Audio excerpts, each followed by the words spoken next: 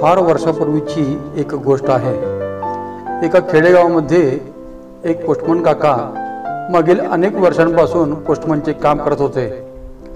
गावातील सर्वच लोकांना त्यांची पत्रे पोहोचवणे, वेळ पडल्यास ते वाचून दाखवणे, मनी ऑर्डर देणे, तार पोहोचवणे हे काम ते पोस्टमन काका करत होते।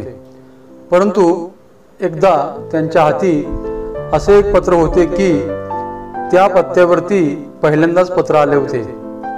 तो पत्ता वाचून पोस्टमन काकांना आश्चर्य वाटले, कारण मागील 25 वर्षे पोस्टात ते काम करत असल्यापासून त्या खेडेगावापासून काहीसे अंतर लांब असलेल्या त्या पत्त्यावरती आजपर्यंत कोणाचेही पत्र आले नव्हते।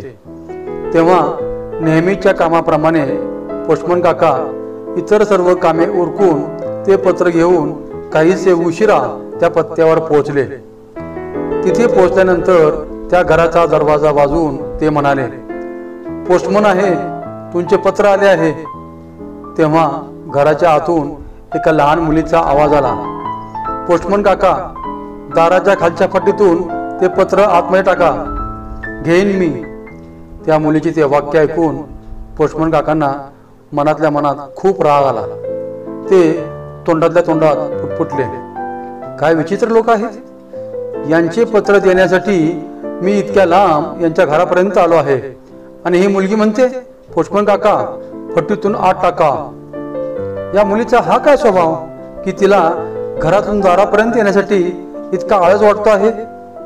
तेव्हा काही क्षण विचार करून पोस्टमन काका म्हणाले, हे साधे पत्र नाही, रजिस्टर पाकिट आहे, सही करावी लागेल, मगच पाकिट मिळेल। मग आतून आवाज आला, पोस्टमन काका आलेच, थोडे थांबा। असे म्हणून 1 मिनिट, 2 मिनिटे, 3 मिनिटे असे करता करता 5 मिनिटे झाली तरी ती मुलगी दारापर्यंत आली नाही। तेव्हा पोस्टमन काकांना खूपच राग आला आणि ते मनोमन म्हणाले, अवघड आहे, त्यांच्या कामासाठी व हितासाठी मी इथपर्यंत पोहोचलो आहे, तरी पण ते इतका वेळ का करत आहेत। साधारणतः 5 मिनिटांनंतर त्या घराचे दार उघडले आणि 12-13 वर्षांची एक मुलगी दारामध्ये आली।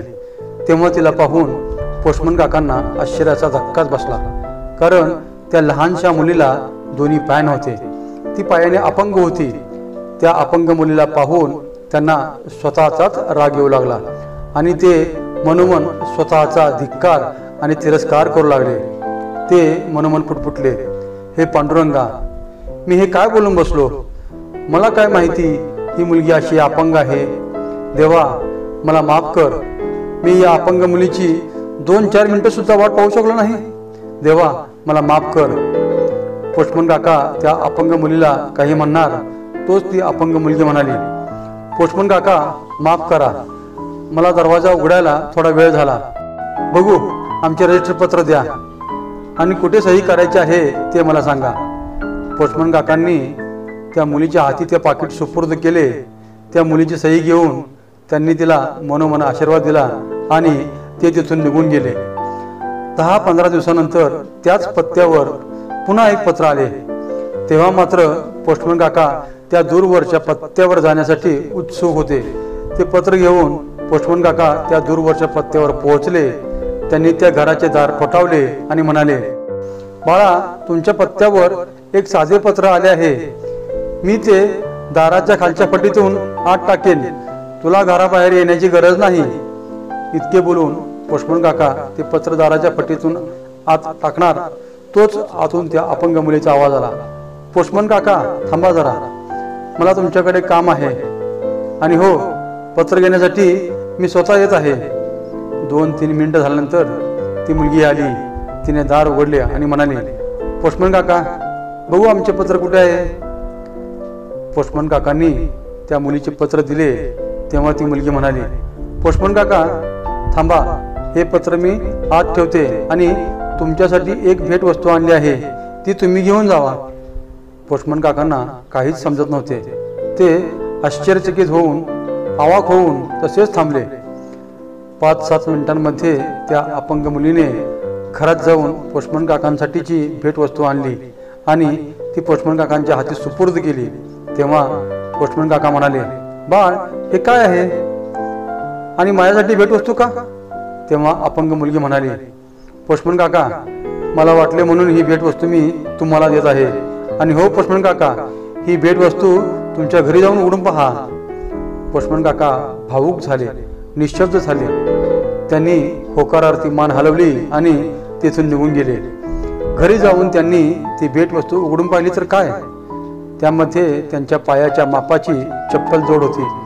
तेव्हा ते मनोमन पुटपुटत म्हणाले, गेली बरेच दिवस कर्ज आणि जबाबदाऱ्या यामुळे अनवाणी पायाने सायकलवर फिरून मी लोकांची पत्रे वाटतो आहे. हे कोणाच्याही लक्षात आले नाही किंवा कोणाला त्याचे काही वाटले नाही, परंतु या अपंग मुलीच्या हे लक्षात आले आणि तिने भेट स्वरूपात हा चप्पल जोड दिला. त्यांच्या मनामध्ये फुंदका आला, डोळ्यांमध्ये अश्रू दाटले आणि डोळ्यातून अश्रूचा महापूर वाहू लागला. त्यांनी आकाशाकडे पाहिले आणि म्हणाले, हे पांडुरंगा, माझ्या पायात चप्पल नाही म्हणून त्या चिमुकल्या अपंग मुलीने भेट स्वरूपात मला चप्पल जोड दिली, पण तिला तर दोन्ही पाय नाहीत. आता तिला देण्यासाठी तिचे पाय कुठून आणू असे म्हणून ते पोस्टमन काका त्यांच्या घरामध्ये रडत बसले.